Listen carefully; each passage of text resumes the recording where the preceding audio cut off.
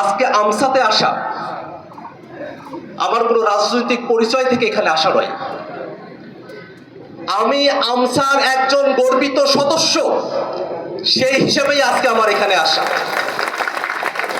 আমি আজকে অত্যন্ত আনন্দিত।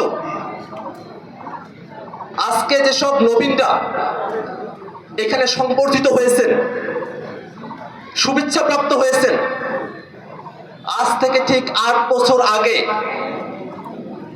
আমসার আরেকটা অনুষ্ঠানে আমিও এমন নবীন হিসেবে এখানে উপস্থিত হয়েছিলাম। এই নবীনরা শত শত সংখ্যায় সামনের দিনে আমাদের সম্মানিত যে জায়গাগুলো আছে সেই জায়গাগুলো তারা স্থান অধিকার করতে পারবে। সম্মানিত উপস্থিতি, আমি কোনো নির্বাচনী প্রতিশ্রুতি ব্যক্ত করতে এখানে আসিনি। আমি আমার সারা জীবনের সাধনার কথা বলতে এখানে এসেছি। বুঝতে শেখার পর থেকে অন্যায়, নির্যাতন, অবিচার, জুলুমের বিরুদ্ধে কথা বলেছি। ফেসিবাদী আমলে দীর্ঘ সময় কারাগারে অতিবাহিত করতে হয়েছে, কিন্তু স্বপ্ন ছিল এমন একদিন আসবে যেই দিন পেশি শক্তির রাজনীতি, জুলুমবাজের রাজনীতি, অত্যাচার নির্যাতনের রাজনীতির বাইরে গিয়ে এমন সম্প্রীতি এবং ঐক্যের রাজনীতি বাংলাদেশে প্রতিষ্ঠিত হবে। আমার পরিবার হলো ভরসা পরিবার। আলাজ রহিমউদ্দিন ভরসা, করিমউদ্দিন ভরসা। এই ভরসারাই সারা দমে এলাকা উন্নয়ন করছে। এটাকে অস্বীকার করতে পারবেন?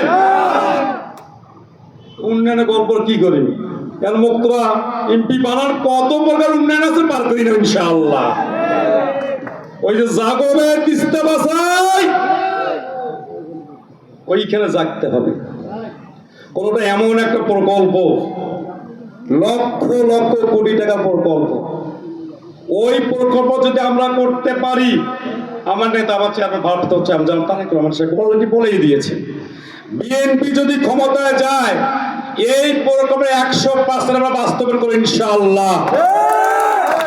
এই প্রকল্প বাস্তবায়ন কি কি হবে এটা তো জানার দরকার। তাই প্রকল্প বললে তো হবে না, প্রকল্পে অনেক কথা আছে, অনেক কথা আছে। আমরা খেটে খাওয়া গরিব দুঃখী এলাকার লোক, আমরা শ্রমিক, আমরা পেশাজীবী, আমরা কৃষক। এই এলাকাটা কিন্তু কৃষক শ্রমিকের এলাকা। এটা এই তিস্তা প্রজেক্টে বাস্তবায়িত হয়, সর্বপ্রথম কৃষকদের ভাগ্যের উন্নয়ন ঘটবে। উন্নয়নের নামে আমাদেরকে শোষণ করা হয়েছে, আমাদেরকে বৈষম্যের জাতাকলে নিষ্পেষণ করে আমাদের রংপুর, কাউনিয়া, পীরগাছাবাসীকে মফিজের এলাকার লোক মনে করেছে।